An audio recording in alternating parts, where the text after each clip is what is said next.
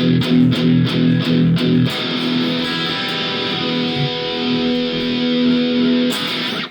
we doing, everybody? So I'm just going to run you through how to do all the chugs for We Will Rock You. So obviously there's very little guitar work in We Will Rock You. So what we're going to be doing is we're going to be accompanying the stomps. So to do that, what we're going to be doing is playing your E. So your open string on your top string, your second fret on the next one down, and your second fret on the next one down from there. And what we're going to be doing is to stop it from being a big open chord, we're going to be laying our hand just in front of the bridge. So the bridge is where the strings are across here. We're going to be taking our hand, take like the palm of your hand, the side of it, and you sort of put it across the top here, and you dull it as you pick. So you're picking with your hand, but you're using your hand to stop the strings from ringing out entirely.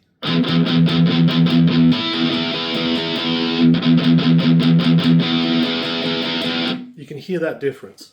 So what we're going to be doing is coming along and going.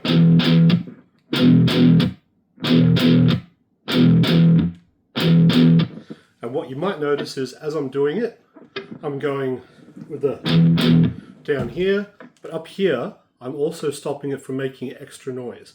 So I'm going, so I've got the chord barred off here, and then I use the flat of my other fingers to stop it from ringing out.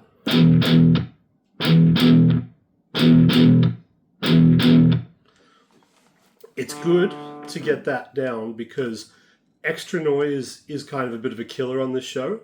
Like the hardest thing to do on a guitar is actually not to make noise, particularly the more, distortion stuff you chuck on top of it. So this is a pretty simple setup what we're doing here, but it's all theatre and it's all to get us ready for the, all the sick riffs we're going to be doing in the other two songs. So what we're going to be doing now is just getting used to the idea of going, and then when we come to the show, we'll be doing a bit of theatre with it. We'll be moving it backwards and forwards. So getting really proficient in just being able to hit that bar is going to be important. It's also a little bit hypnotic in this song because we're going to be doing it for so long. There's realistically not much happening in this song apart from that until you reach the point where there's going to be the solo.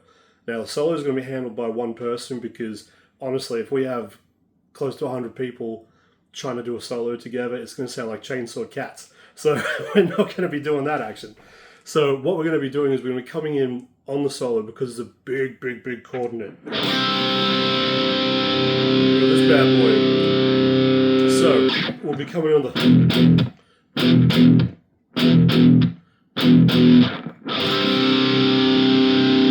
Now this chord is 3rd fret on your top string, 3rd fret on your next string down, your 5th, 5th fret on the string on your 3rd string, and on the one below that 5th as well. So it's just your bar chord, but it's just being barred off all the way.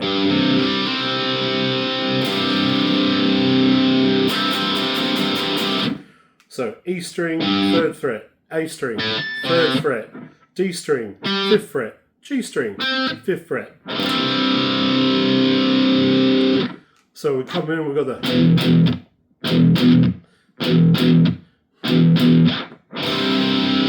You hit that, you let it hold, and then the only tricky bit that we've got for the whole song, the only bit of trickiness that we've got is we're going to come to the A, which is your open on your A string, 2nd fret on your D string, 2nd fret on your G string. And then what we're going to do is we're going to hit that and then come over with our middle finger and bend the 3rd fret on the E, which is a G. So it's like a G, A, G, and A. A little bit tricky, but it won't take you long to get it. So it's. Once you've got that down, the rest is simple. We're going to keep chugging all the way out on top of the lead. But once we actually are doing the lead, the root note changes. So we've been doing an E the whole time. That. So now what we need to do is an A. So we're going to move down from here, one space down. So now it's open, open A, 2nd fret on the D, 2nd fret on the G. And we're gonna... And what you can do is you can leave, because we're dulling out with our hand here, like we have been the whole time, what we can then do is get a little bit more juice on it by leaving the E string ringing with it. So we're going to be... So we're going from... So...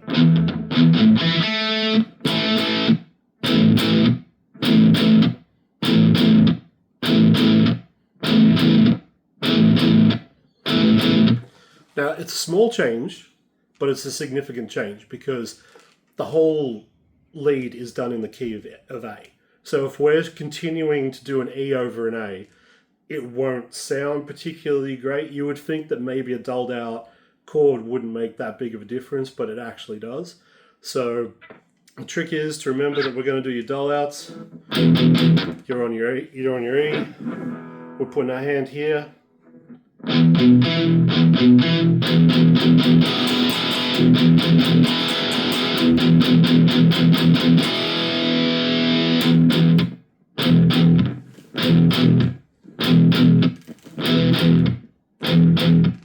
Then to the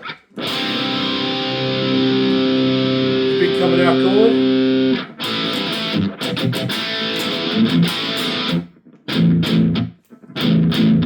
A.